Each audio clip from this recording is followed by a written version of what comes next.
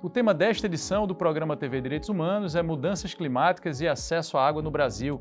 Para tratar sobre isso, eu, Juliano Domingues, conto com a participação de Micaela de Moura e Camila Silva dos Santos. Micaela é doutora em Recursos Hídricos e Tecnologia Ambiental, professora da Universidade Católica de Pernambuco e da Universidade de Pernambuco. E Camila é advogada, pesquisadora em Direito Ambiental e Resiliência Urbana e ativista socioambiental. Começa agora o programa TV Direitos Humanos. O TVDH é uma iniciativa da Cátedra Unesco Unicap de Direitos Humanos Dom Helder Câmara, produzido pelos estudantes de jornalismo do projeto de extensão EduCom-DH, Educomunicação e Direitos Humanos na Mídia, numa parceria com a Cátedra Luiz Beltrão de Comunicação daqui da Unicap.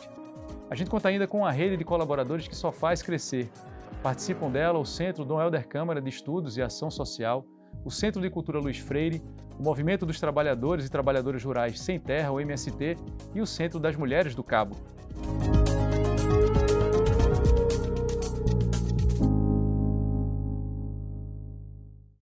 As mudanças climáticas estão transformando o nosso planeta e impactando diretamente o acesso à água, especialmente aqui no Brasil.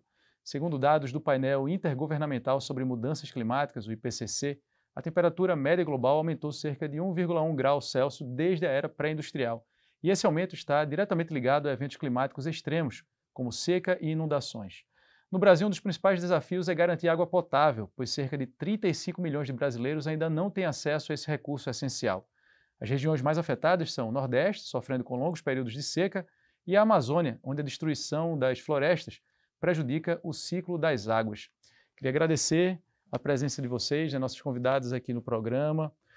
Camila, Micaela, obrigado pela presença. Primeira pergunta para a gente dar início à nossa conversa queria que vocês explicassem para mim e para quem está nos acompanhando essa relação entre mudanças climáticas e acesso à água potável. Sejam muito bem-vindas. Obrigada. Eu acho que você poderia começar falando do contexto, de mudanças climáticas? Então vamos lá. Perfeito. Então, obrigada, agradecer o convite e cumprimentar a Camila, Juliano. Então, a gente, quando fala de mudanças climáticas, a gente fala muito das cenarizações previstas, né? E o painel intergovernamental sobre mudanças do clima, que você citou, o IPCC, ele faz diversos cenários para diferentes aumentos de temperatura da Terra. Esses aumentos de temperatura, eles vão culminar em uma série de transformações, principalmente no ciclo da água, já que a gente está falando do acesso, do abastecimento de água. Então, o ciclo hidrológico ele é uma composição de diversos fenômenos que vêm da precipitação, que é a chuva, o escoamento dessa água, escoamento superficial, a infiltração, a percolação, que é para abastecer lá as águas subterrâneas. À medida que a temperatura da Terra ela se eleva, os oceanos também passam a se aquecer e a gente tem todo o fenômeno da urbanização também fazendo uma série de modificações nesse ciclo. No meio urbano, por exemplo, a gente tem a urbanização das bacias hidrográficas, dos nossos rios, dos nossos cursos d'água, que principalmente devido a uma grande impermeabilização que vai diminuir a capacidade de infiltração no solo e vai fomentar picos de cheia muito fortes, como a gente tem visto diante de eventos extremos de chuvas intensas. E aí, frente às mudanças climáticas, no panorama dos recursos hídricos, das águas, o que se tem de cenários é que esses eventos extremos eles vão passar a ser cada vez mais frequentes, tanto os eventos de seca quanto os eventos de inundação. Eu acho que, só complementando um pouquinho o que você fala, a gente tem também um mecanismo da legislação de 2009, que fala sobre o processo de agravamento das mudanças climáticas, mas mais no contexto da gente entender como nós, seres humanos, estamos contribuindo para esse agravamento. Porque eu acho que, bem como você pontuou, a gente tem esse processo de hipermeabilização dos solos, e isso faz com que a gente tenha um problema de escoamento. E a gente trazendo até para a realidade daqui, da região metropolitana do Recife, é um problema, porque a gente tem problemas de drenagem na cidade, com que vai fazer com que a gente aumente os alagamentos na cidade. E a gente sabe que tem grupos que são vulnerabilizados por essa mudança climática que vão ser severamente atingidos, principalmente quando a gente entra nesse contexto de gênero, raça, classe. Então, é importante que a gente entenda esse contexto também, por uma questão do IPCC, que é o painel intergovernamental da ONU, que analisa as mudanças climáticas, mas também tem um aparato legal e também tem um aparato social em relação a essa mudança climática e essa questão hídrica, Vamos abordar, então, ao longo da nossa conversa, essas questões. E, então, agora indo daqui para lá, você mencionou a contribuição do ser humano para esse cenário. E aí eu acho que é importante a gente ressaltar que durante um bom tempo se questionou isso, né? E aí nos últimos anos a gente tem falado tanto sobre negacionismo científico. Queria abordar então essa perspectiva, tanto do ponto de vista, digamos assim, socioambiental, como também do ponto de vista mais técnico, né, do debate. É ponto pacífico? A interferência do ser humano é decisiva para que essa situação se estabeleça ou tenha chegado ao ponto que chegou? Sim, inclusive tem um relatório do próprio IPCC do ano passado, né, de 2023, que traz, justamente por causa desse negacionismo, né, traz exatamente medidas que o ser humano vem adotando ao longo dos anos que comprova que a gente contribuiu para esse agravamento das mudanças climáticas. Tais como a produção da indústria, né, como é que a indústria utilizou petróleo ao longo dos anos e a gente teve esse aumento da temperatura. A gente tem a comprovação também por meio de outros mecanismos também, como a produção de alimentos, né? Como a produção de alimentos também contribuiu para a elevação do CO2 e do metano, principalmente, né? Na destruição da camada de ozônio. Então, a gente tem esses mecanismos do IPCC para que a gente consiga, né, fazer esse processo de comprovação de que há sim uma relação antrópica em relação a esse agravamento. Micaela, como é que você responde a alguém que, eu imagino, de vez em quando deve aparecer, né? Você é uma estudiosa do assunto, de repente senta para conversar com alguém e alguém sai com uma dessa dizendo, nada, isso é balela. Como é que você normalmente responde a alguém que nega a interferência do ser humano no aquecimento? É bem assim, Camila pontuou, acho que eu vou até também agregar, eu leciono, então eu estou com jovens, e aí faz o papel, acho que o papel do professor não é estar ali só jogando assunto, a gente compartilha bastante. Então eu tento sempre trazer para a realidade, assim, para o que a gente está sentindo. O que vocês estão sentindo agora? O ano 2023 foi o ano mais quente da história, né? O Rio Amazonas, ele sofreu uma das piores secas da história agora no ano de 2023. Em 2024, a gente está vivendo um fenômeno assim totalmente atípico de chuvas intensas que abrangeu toda Porto Alegre e o Rio Grande do Sul. Então, eu sempre tento trazer para a realidade. Basta observar, a gente não precisa ter o doutorado, o mestrado, mas uma observação simples, principalmente das camadas sociais que estão mais vulnerabilizadas, comprovam que essa relação antrópica ela é decisiva para o que a gente colhe hoje em termos de mudança de clima.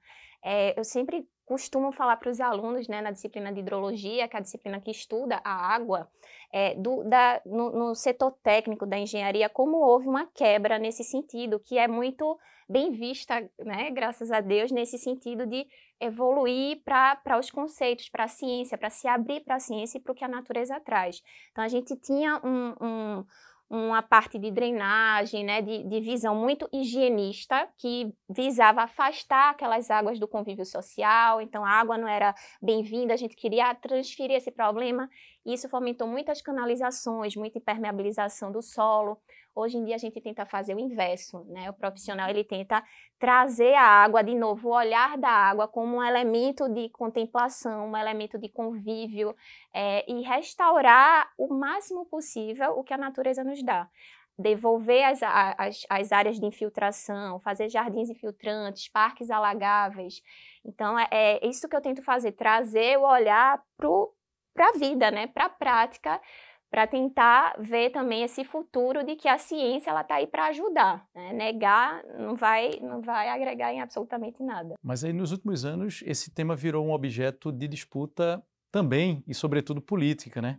E aí, Camila, você que milita, né, nessa causa, você, apesar de tantas evidências científicas, as evidências que o cotidiano nos dá, você ainda percebe ainda muito fortemente ou não essa questão do negacionismo no cotidiano das pessoas?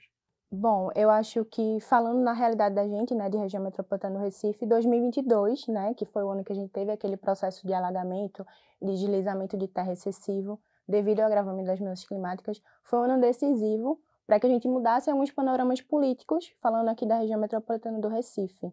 Então, a gente começa a ver uma movimentação e começar a se trabalhar a educação ambiental, a política ambiental, de uma forma mais severa, de uma forma mais consistente.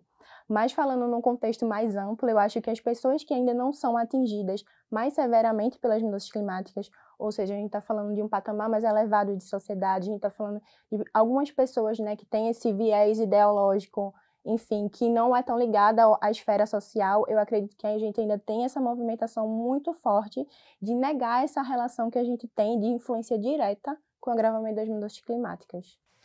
No próximo bloco, reportagem de Marcelo Dantas fala sobre medidas de adaptação e mitigação das mudanças climáticas. Daqui a pouco a gente volta já já.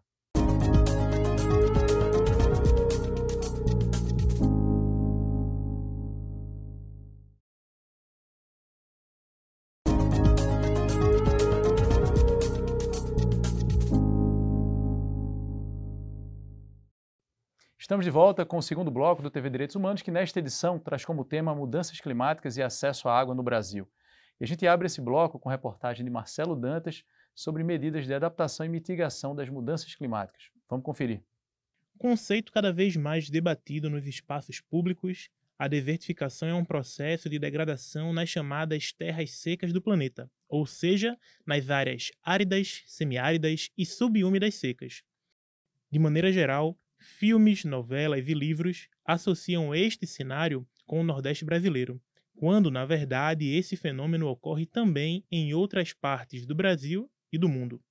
A pesquisadora da Fundação Joaquim Nabuco, Edneida Cavalcante, explica que o processo de desertificação ocorre em razão de dois fatores: a variabilidade climática e a forma como as sociedades fazem uso da natureza. Para a gente aqui, a variabilidade climática ela já é uma realidade pela ocorrência das secas, é algo presente dentro desse nosso contexto, né, das áreas áridas, semiáridas e subúmidas secas, e que tem sido potencializado pelas mudanças climáticas, né? O incremento dos chamados eventos extremos. Diante disso, o Ministério do Meio Ambiente e da Mudança Climática, por meio do Departamento de Combate à Desertificação, em colaboração com a Universidade Federal Rural de Pernambuco, a Fundação Joaquim Nabuco e a Universidade Federal de Campina Grande, além de parcerias locais e regionais, estão construindo um plano de ação nacional. Em 2004, o governo federal lançou o Programa de Ação Nacional de Combate à Desertificação e Mitigação dos Efeitos da Seca, que mais tarde, em 2015, passou a ser denominado Plano de Ação Brasileiro de Combate à Desertificação e Mitigação dos Efeitos da Seca, também conhecido como PAB. Alexandre Pires, diretor do Departamento de Combate à Desertificação do governo federal, explica o sentido do plano. É um conjunto de iniciativas, projetos, programas, são propostas que são estruturadas, organizadas para orientar o que é que o governo federal, governo dos estados, municípios, sociedade civil, iniciativa privada podem fazer nos próximos 20 anos para combater o processo de desertificação, para mitigar os efeitos que a seca causa na vida das pessoas. 20 anos após a primeira versão, o PAB está agora em processo de atualização, ao promover seminários estaduais e regionais para reorientar as políticas públicas com ações estratégicas de curto, médio e longo prazo. Nesses 20 anos, a gente tem um contexto muito diferenciado nas nossas áreas suscetíveis à desertificação. Elaborar algo que reflita a realidade vivida, a realidade daquelas pessoas que estão sendo impactadas pelas secas e que estão sendo impactadas pelo processo de desertificação.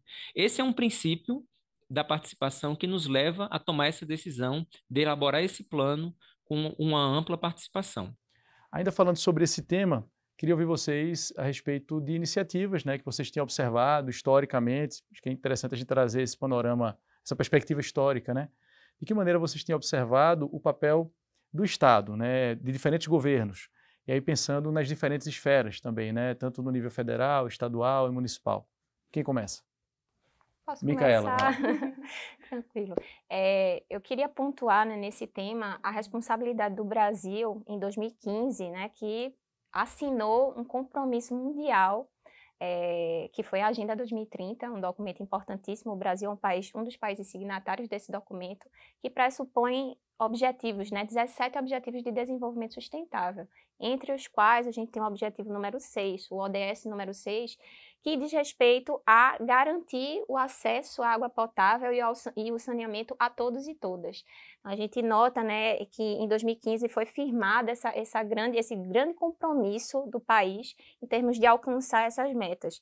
Infelizmente, a gente viu um certo retrocesso um pouco mais adiante no sentido de acreditar que essas mudanças climáticas elas estão de fato acontecendo, mas hoje a gente já tem essa retomada com a Agência Nacional de Águas e Saneamento Básico, já junto do Ministério do Meio Ambiente, que antes estava vinculado ao Ministério do Desenvolvimento Regional, e a gente começa a casar mais, né, a ter uma abordagem mais holística dessas políticas que existem.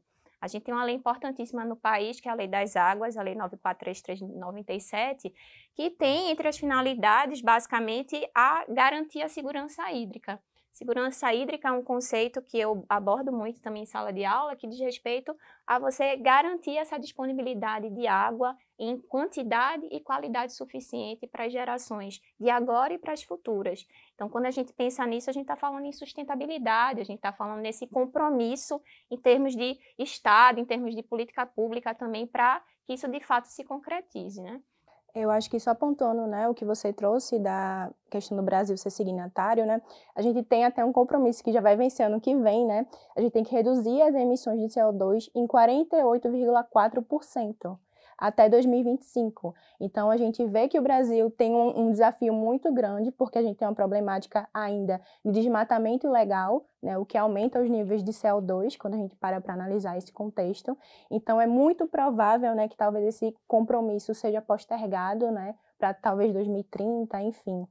Além disso, né, como você bem pontuou, a gente também tem uma legislação muito importante, né, que é o Plano Nacional, que é voltado para a questão das mudanças climáticas, que foi firmado em 2009, que justamente traz essa perspectiva, né, de construção de políticas públicas a nível federal, para que a gente consiga fazer esse processo tanto de adaptação, que seria, no caso, resolver problemas pontuais que estão acontecendo, como de mitigação, ou seja, fazer uma redução desse nível, né, de CO2 de forma mais efetiva, pensando no longo prazo. E quando a gente pensa no governo estadual e no governo municipal, né, a gente tem legislações voltadas para essa perspectiva, né? Recife assinou um decreto muito importante de emergência climática, ou seja, admitindo que a cidade do Recife, segundo o IPCC, é a 16ª cidade mais vulnerável ao agravamento das mudanças climáticas. Então, quando o Recife assina esse decreto, ele confirma, né, um compromisso, né, municipal, digamos assim, de combater essas mudanças climáticas a nível local também. Então, é legal a gente entender que tem a nível federal, mas que aqui também a gente também está pensando em algumas soluções em relação às políticas públicas. Então, era isso que eu queria ainda reforçar, né, para que vocês nos ajudassem a entender melhor qual é a competência de quem, né? O que é competência da prefeitura, o que é competência do governo do estado e o que é competência do governo federal, levando em conta que se trata de um fenômeno global, né? Quer dizer, que não respeita as fronteiras, né? Quando a gente se refere, por exemplo, aos deslizamentos, né? E a que acontece ali entre, né, diferentes municípios, né? Às vezes, e aí normalmente a população se sente um tanto desamparada, né, do poder público. Então, o que é competência de quem? Como você bem mencionou, né, Camila também trouxe a questão dos acordos feitos no âmbito municipal. Eu gosto de destacar assim, que há um conflito muito grande das políticas, porque quando a gente olha essa questão da água, a gente pensa na bacia hidrográfica, e a bacia hidrográfica, né, o rio, ele não respeita os limites geopolíticos, ele não vai respeitar a barreira do município, isso aqui é meu, isso aqui é seu. E a gente tem o quê, né? O que é que as políticas prevêem? O saneamento básico, ele é uma composição de 4 serviços, por exemplo. O abastecimento de água e o esgotamento sanitário ficam a cargo do poder estadual, né, do governo do estado. E o manejo das águas pluviais, que é a drenagem urbana, junto com o manejo de resíduos sólidos, a limpeza urbana, fica a cargo do município. Já quando a gente fala da Política Nacional de Recursos Hídricos, a gente tem um papel importante do estado e os municípios não são mencionados nesse quesito. Quando a gente precisa, por exemplo, pedir autorização para captar água subterrânea, a gente pede autorização ao Estado. E aí isso, na prática, né, gera um grande conflito, porque cada um passa a olhar apenas para o seu umbigo, e quando a gente fala de mudanças climáticas, é exatamente isso, é como a bacia hidrográfica, é como a água, ela não vai respeitar, né? Não interessa se eu estou poupando menos, eu estou emitindo menos, eu vou receber o impacto da mesma forma. Então, acho que é bom pontuar nesse quesito também, esse conflito prático. Não há essa conversa, né? As políticas, elas precisam se conversar para ter esse olhar integrado do ponto de vista executivo. No próximo bloco a gente vai falar sobre desigualdades e o quanto isso acaba se revelando quando a gente se depara, né, com a má gestão, digamos assim, dessas questões, né? No próximo bloco tem também o quadro Fala Povo. Ana Célia perguntou: você tem sentido, percebido que o clima tem mudado? De que forma você percebe os efeitos das mudanças do clima? É daqui a pouco.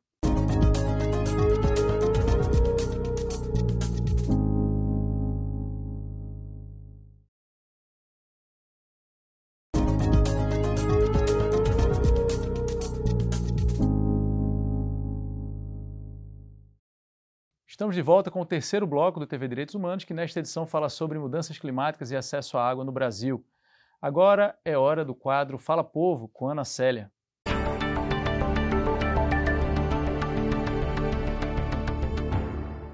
As mudanças climáticas, que antes talvez nem fossem notadas pela maioria da população, agora parecem mais claras, seja, por exemplo, como eventos climáticos extremos, seja pelas altas temperaturas que atingem nossas cidades e país. Elas acendem alerta sobre as ações dos seres humanos que têm provocado, entre outros problemas, a emissão de gases na atmosfera, queimas de combustíveis fósseis e desastres ambientais. As causas das mudanças climáticas trazem, para o planeta e para a vida humana, grandes consequências, como o efeito estufa e o desequilíbrio ambiental. Pensando nisso, o TVDH foi às ruas com a seguinte pergunta: você tem percebido que o clima tem mudado? De que forma você tem sentido os efeitos dessas mudanças? Sim, tenho sentido bastante, principalmente nessa questão das chuvas e desse calor extremo. Então, uma hora está chovendo muito, outra hora está um calor muito grande, que assim, a gente conhece Recife como sendo uma cidade quente, mas de tempo para cá está muito mais quente. E a gente nota isso principalmente pela questão das chuvas, dos intervalos das chuvas e como barreiras estão caindo, enfim, principalmente essa questão do Rio Grande do Sul, se a gente levar em consideração também. Tudo isso daí tem muita questão do impacto que o homem está colocando na Terra, do impacto que ele está trazendo para essa questão e, de fato, estou sentindo bastante essas mudanças climáticas. Sim, bastante. Tá assim, a gente não sabe se leva guarda-chuva, se não leva, porque de 5 em 5 minutos muda. E essa virose também, eu vim agora de uma virose, graças a Deus estou melhor, mas assim, tá insuportável, tá coisa assim, ninguém aguenta mais. Sobre as alterações climáticas, percebe-se bastante, tanto no que diz respeito à temperatura mesmo, né? A gente sente muito mais calor, ou também no que diz respeito a esse efeito chuva-sol. Não distante, a gente está sofrendo uma alteração climática que está acometendo o Rio Grande do Sul, né, a região do sul do Brasil, em que a gente tem um processo de inundação. Em contrapartida, algumas regiões do centro-oeste, por exemplo, a gente tem uma seca que a gente não via outrora. Então, sobre as alterações climáticas, eu acredito que a gente percebe tanto no que diz respeito a essas altas temperaturas, com o calor. Além disso, as grandes catástrofes mesmo ambientais, né? No sul do Brasil mesmo está acontecendo uma que está sem precedentes. Eu tenho a impressão que, de diferentes formas, as pessoas têm percebido isso, né? A gente escuta as pessoas comentando chuvas inesperadas ou um calor excessivo, mas a gente também percebe que diferentes grupos são atingidos de diferentes maneiras, embora determinados grupos políticos tentem nos convencer de que a tragédia atinge todos por igual. A gente percebe que não é bem assim. Eu queria te ouvir, Camila, sobre essa questão de como essas desigualdades históricas, né, que a gente observa no Brasil, grupos historicamente vulnerabilizados, e mudanças climáticas, acesso à água, como é que essa relação ela se revela, sobretudo quando a gente observa determinadas catástrofes como essa que a gente observou no Rio Grande do Sul. Acho que só pontuando que a nível nacional, né, a gente tem um artigo muito importante da Constituição, né, do texto constitucional, que é o 225, que fala que o meio ambiente equilibrado é um direito e uma garantia a todos, né, mas quando a gente para analisar, né, esse contexto das mudanças climáticas, a gente começa a perceber que não estamos sobre o mesmo barco, não estamos vivendo o mesmo agravamento das mudanças climáticas, né. A gente sabe que tem grupos que estão mais vulneráveis nesse contexto, né.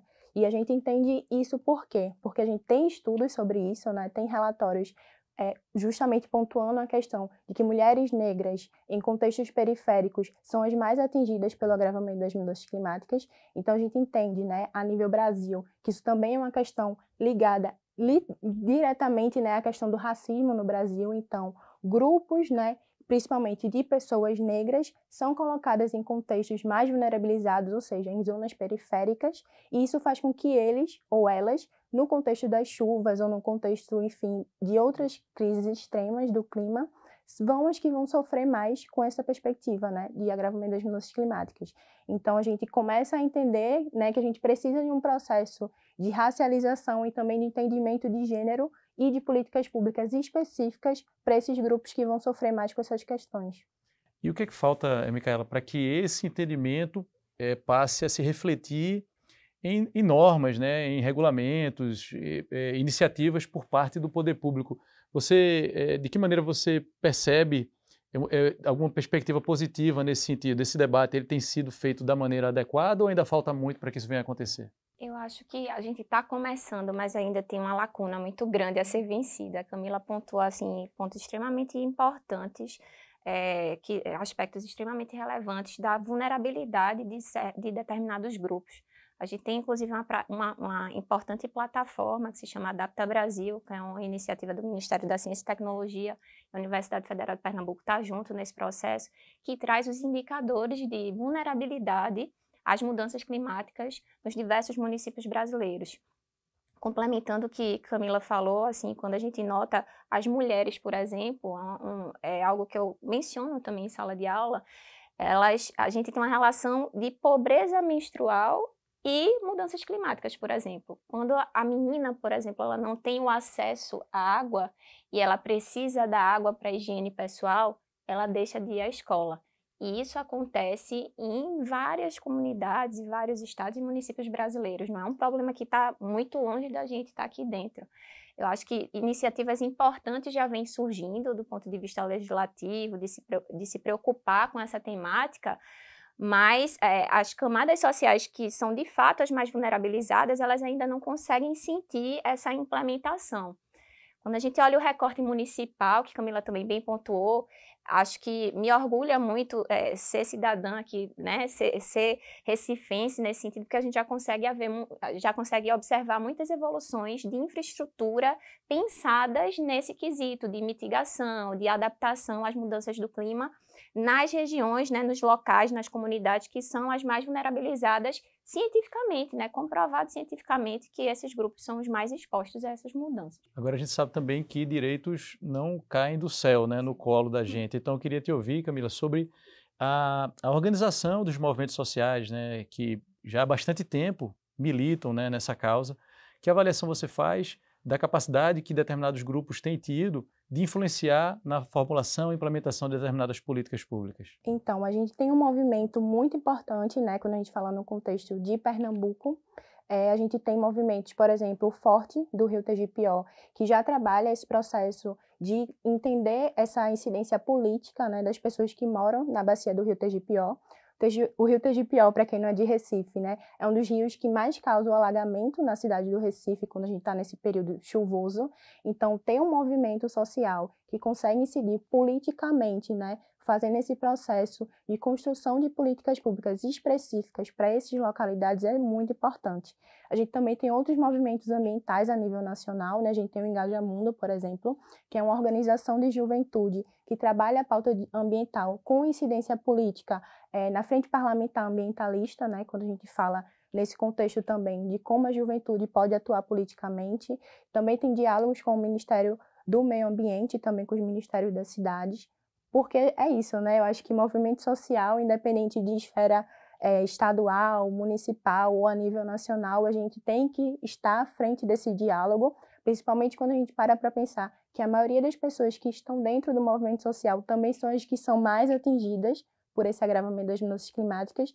E, além disso, né, dentro do movimento social, a gente também tem uma capacidade técnica muito importante. A gente tem advogadas como eu, a gente tem cientistas, a gente tem doutores em poluição atmosférica. Então, a gente também tem muito conhecimento técnico para prestar para o setor público. Não só a escuta da gente enquanto pessoas que estão vivendo com a questão do agravamento das mudanças climáticas e lutando contra isso, mas também protagonismo técnico em relação não só a essa política pública de construção de meios, né, de alternativas para lidar com o problema, mas também para outros problemas que vão ocorrer, né, devido a esse processo de agravamento das mudanças climáticas. E de uma maneira geral, o poder público tem sido receptivo a esse tipo de diálogo ou não? De contribuição com conhecimento e consultorias nesse sentido? Bom, eu faço parte do coletivo Jovem de Meio Ambiente do Recife e a gente conseguiu, né, enfim, a duras penas, vamos dizer assim, sentar para conversar com o governo municipal, com o governo estadual e com o governo federal sobre isso. Eu sou da parte de advocacy, então eu que faço essa intermediação. Eu acho que a gente tem uma receptividade maior no governo federal, por incrível que pareça. Atualmente? Atualmente, né? Enfim, a gente teve alguns anos de apagão, vamos dizer assim, Sim. desse diálogo, mas atualmente, né, acho que o Ministério do Meio Ambiente se mostrou muito aberto ao diálogo com a juventude, para pensar políticas públicas e também para pensar no futuro, né? Do que a gente pode fazer em termos de adaptação e de mitigação para os próximos anos. No próximo bloco tem o quadro Educar para os Direitos Humanos. É quando as nossas convidadas respondem uma pergunta feita por quem acompanha o programa. A gente volta daqui a pouco.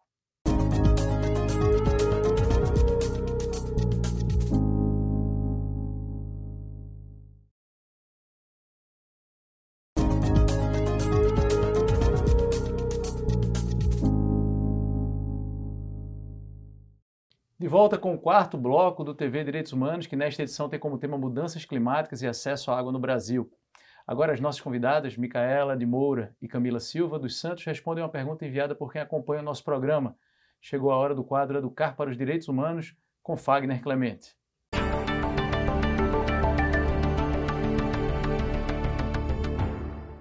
As mudanças climáticas têm impactado fortemente o acesso à água no Brasil. As secas frequentes e as intensas chuvas fora de época são alguns exemplos, afetando tanto a disponibilidade quanto a qualidade dos recursos hídricos no país. Sobre este assunto, o professor Matheus Felisberto tem uma pergunta para nossos convidados. A gente sempre escutou desde a infância sobre quando estiver escovando os dentes, desligar a torneira. Enquanto estiver saboando, desligar a torneira. Varra a calçada com a vassoura e não com a mangueira. A gente sempre escutou vários tipos de coisas assim. Mas será que de fato, será que é o setor doméstico que gasta a maioria da água no nosso país? A gente agradece ao professor Matheus Felisberto pela pergunta e aí já passo para vocês. Micaela, então, falando sobre os hábitos, né? Acho que a gente vai dividir aqui, né? Camila tem uma propriedade para falar mais do aspecto desse consumo nos diversos setores, falando do ponto de vista dos hábitos. Muito embora não sejam esses hábitos, né, os principais responsáveis por essa falta de água, por uma crise hídrica, vamos dizer assim, a gente não pode de forma alguma deixar de fomentar esse tipo de hábito. Não só de ligar, né, fechar a torneira, o chuveiro, a gente tem mecanismos importantes do ponto de vista construtivo para, de fato, implementar isso. A gente tem alguns sistemas que são chamados de sistemas de medição individualizada de água, que já conseguem fazer uma boa regulação e identificação de vazamentos e fazem uma justiça, de fato, em um condomínio, em um prédio. Normalmente, como é que a conta de água é paga? Pelo menos aqui na região metropolitana do Recife, nos edifícios. Chega uma conta geral da concessionária, né, da companhia que fornece a água, e essa conta ela é rateada de maneira igual para os apartamentos. À medida que você bota um equipamento, um hidrômetro individual para cada unidade habitacional, para cada apartamento, você também vai fomentar esse uso racional, porque a pessoa vai passar a se preocupar, porque agora ela vai pagar proporcionalmente ao uso. Acho que isso também é um outro mecanismo, além de utilizar água de chuva, né, fazer uso de água de chuva, a gente tem, enfim, várias maneiras de preservar essa água no ambiente urbano, né? Camila, o vilão é o escovar os dentes ou a coisa é um pouco mais ampla? Bom, eu acho que é importante, né, a gente manter esses hábitos individuais, né, de desligar a torneira, enfim, diminuir a quantidade de horas, enfim, de momentos que a gente vai gastar água, na hora que estiver tomando banho também, né, desligar, na hora de ensaboar, enfim. São práticas importantes, né, que eu acho que a gente tem que continuar mantendo. Porém, a gente tem um vilão maior aqui no Brasil, que é o agronegócio, né? A gente tem o agronegócio brasileiro como sendo o principal responsável por essa questão de escassez de água que a gente sofreu, né, recentemente, porque o que acontece, né? Quando a gente vai fazer esse processo de criação bovina, né, a gente tem um processo de retirada da vegetação natural, muitas vezes, para o plantio de pasto, né? E isso já dá um impacto ambiental na produção de água, né? E além disso, a gente tem o processo de criação desses animais, né, que vão soltar o céu, enfim, por produções biológicas, vão soltar metano, né, gás metano, enfim, e isso também causa um desequilíbrio quando a gente pensa também nesse processo de enchimento de bacias hídricas, enfim. Então, a gente tem sim que manter os hábitos individuais, mas colocando em mente que o principal, né, problema que a gente tem aqui no Brasil é o agronegócio mesmo. A pergunta toca em aspectos relacionados a uma educação, né? Ou seja, de você ser desde criança educado a não passar muito tempo no banho, não gastar água dessa forma. Mas aí a minha pergunta é, o quanto vocês visualizam o reforço dessas orientações no sistema educacional, de uma maneira geral, né? Seja nas escolas ou seja no ensino superior, né? A gente observa que isso muitas vezes varia de escola para escola, né? De projeto pedagógico para projeto pedagógico.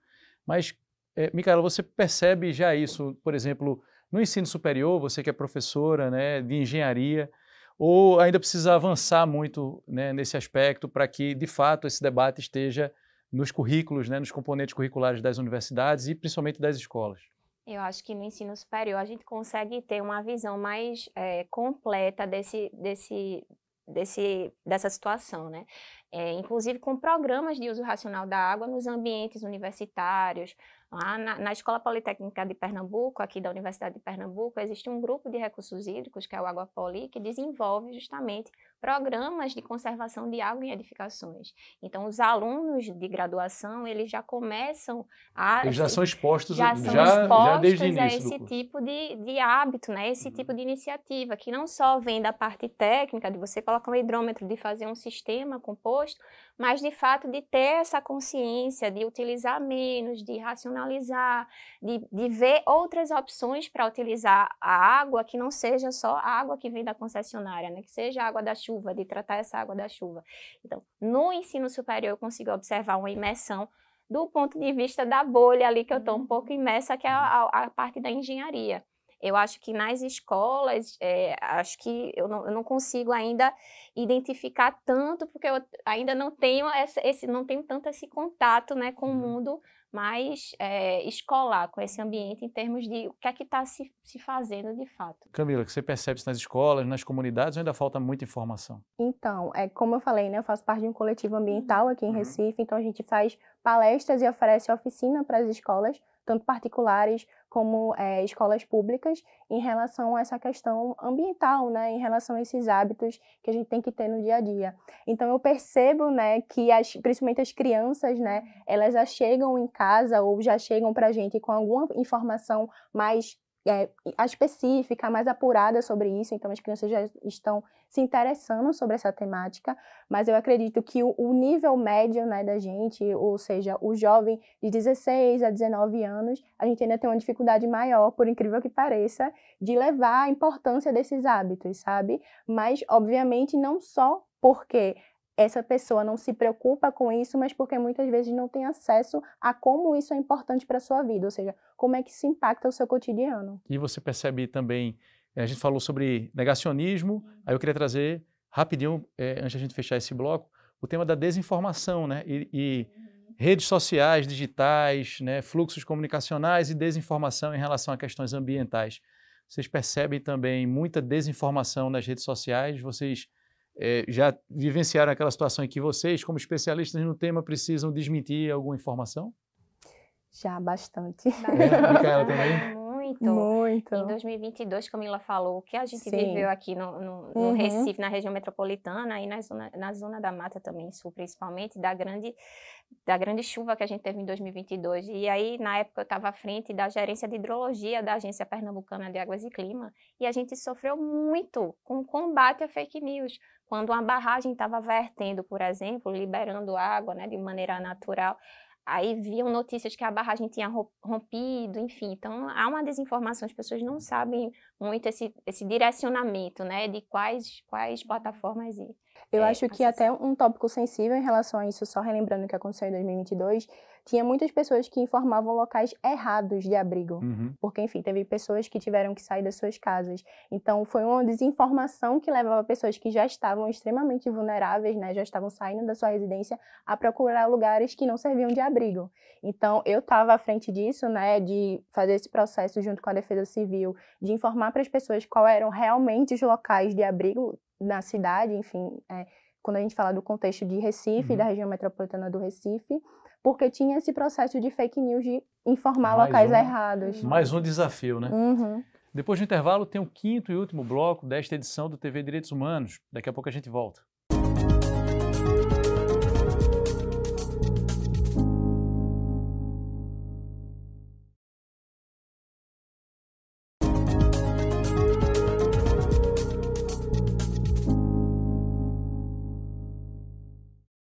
Chegamos ao 5º e último bloco do programa TV Direitos Humanos, que nesta edição fala sobre mudanças climáticas e acesso à água no Brasil, com a participação de Micaela de Moura e Camila Silva dos Santos. Encerrando esse programa, né, a ideia agora é a gente falar sobre futuro. A gente meio que dá um panorama geral do que a gente tratou até aqui e pensar daqui para frente, né, o que dizer. Então, queria ouvir vocês a esse respeito, né? Vocês trouxeram a gente trouxe uma série de informações, de dados. Eu diria que uma perspectiva um tanto pessimista, mas que em determinado momento mostra que há uma perspectiva aí pela frente. Queria saber de vocês, há motivo para sermos otimistas em relação a esse tema, mudanças climáticas e acesso à água? Ou do jeito que a coisa vai, a gente não tem maior motivo para ser otimista? Camila. Então, eu sou do time do esperançar, que é um conceito do Paulo Freire, né? Então, eu acredito muito, né, que a gente, enquanto humanidade, né, eu acho que a gente pode, sim, trazer soluções eficazes para o que está acontecendo agora. Segundo a ONU, né, a gente não pode atingir, né, os 2 graus, digamos assim, os 2 graus seria o alerta máximo que a gente tem, porque a gente já está antes desses 2 graus, né, a gente está no 1,2, né, de elevação, ou seja, do nível pré-industrial que a gente tinha essa baixa emissão de CO2 para o nível que a gente está agora, né, o pós-industrial. Então, a gente aumentou 1,2 graus Celsius, o que já causou várias questões, né, a gente tem o problema de acidificação dos oceanos, né, e os oceanos, né, a gente sabe, é o pulmão do mundo, né, verdadeiramente falando. Ainda bem que você falou isso, né? Não é a Amazônia o pulmão do mundo, né? A Amazônia também é importante, calma, a gente não pode descartar a Amazônia. Mas o pulmão são os oceanos. Mas o pulmão são os oceanos. Então, a produção, né, que o fitoplâncton dentro dos oceanos faz é super importante para a gente fazer esse processo de controlar esse nível de CO2 que a gente tem. Mas também é importante as florestas, né? Quando a gente fala do contexto amazônico, né, a gente sabe que a Amazônia consegue sim fazer um grande sequestro de carbono, ou seja, retirar CO2 da atmosfera, né, e fazer com que a gente tenha também um período regular de chuvas, né? Quando a gente fala em contexto brasileiro, né, a Amazônia é o que faz os rios voadores, ou seja, que leva a chuva para São Paulo, para aqui para o Nordeste, enfim. Então é importante também a gente preservar as florestas. E quando a gente fala numa perspectiva mais, né, local e mais a nível assim Brasil também, município, estado, eu acho que a gente, enquanto pessoas, né, que estamos discutindo a pauta ambiental, a gente tem que ter esperança, sim, de que a gente, enquanto sociedade civil, consiga incidir politicamente, né, que a gente, enquanto sociedade civil, principalmente os grupos mais vulnerabilizados, tenham mais voz, né, para incidir nas políticas públicas, para construir soluções que são específicas para os problemas que a gente está tendo, que a gente consiga que o poder público invista mais em adaptação e mitigação das mudanças climáticas, e não só isso, né, construa cidades verdes e resilientes, né, para tudo que a gente vai enfrentar daqui para frente. Mas eu, enquanto jovem, ativista socioambiental e esperançosa, eu acredito sim que a gente consegue, de forma conjunta, né, poder público, universidade e o meio social também, pensar soluções para o que a gente está enfrentando agora e para o que a gente vai enfrentar daqui para frente. Micaela, e Meu você? discurso maravilhoso. Eu só vou complementar assim muito pouco, porque ela falou tudo assim que eu penso também. Eu sou também esperançosa. Acho que é isso, acima de tudo a gente tem que integrar os grupos, usar o saber técnico, usar o saber popular, que é tão, às vezes, negligenciado, olhar realmente para a sociedade como um todo, para mitigar, para se adaptar. E quando a gente pensa nessa emergência climática que a gente está vivendo a nível global, regional, enfim, todas as esferas e camadas sociais, e isso está diretamente ligado ao acesso à água. Né? Você falou dos rios voadores, você falou muito bem do ciclo hidrológico, do sequestro de água, o papel das florestas, né, em conter também os eventos extremos que vão ser cada vez mais frequentes. Eu tenho sim esperança, mas acho que a gente também tem que ser realista de que não dá para esperar mais. Isso tem que acontecer de agora. Os impactos eles já são muito rápidos, assim, imediatos. A gente está vendo tudo acontecer de uma maneira muito célere e as medidas elas estão ainda no ritmo de como se fosse algo que é daqui a 10 anos e não é agora. Então, eu tenho muita esperança, sim, mas acho que a gente, enquanto humanidade, sociedade, tem que, de fato, parar agora, né, para se comprometer e atingir o que a gente se propõe enquanto humanidade, né, para mitigar e, enfim, se adaptar a todas essas mudanças. Gente, muito obrigado, o tempo da gente acabou, né, Micaela? Muito obrigado, Camila, foi um prazer receber vocês aqui. Espero que a gente tenha contribuído de alguma forma, né, dado esse recado para quem nos acompanha. Mais uma vez, muito obrigado por terem participado do TVDH, dessa edição do TVDH. O TVDH é um projeto da Cátedra Unesco Unicap de Direitos Humanos do Helder Câmara, produzido pelos estudantes de jornalismo do projeto de extensão EduComDH, Educomunicação e Direitos Humanos na Mídia, numa parceria com a Cátedra Luiz Beltrão de Comunicação, o Centro Dom Helder Câmara de Estudos e Ação Social, o Movimento dos Trabalhadores e Trabalhadoras Rurais Sem Terra, o MST, o Centro de Cultura Luiz Freire e o Centro das Mulheres do Cabo. Acompanhe a gente nas redes sociais e participe nos enviando sugestão de temas para serem abordados aqui no programa. Estamos no Instagram e também no YouTube. Até a próxima!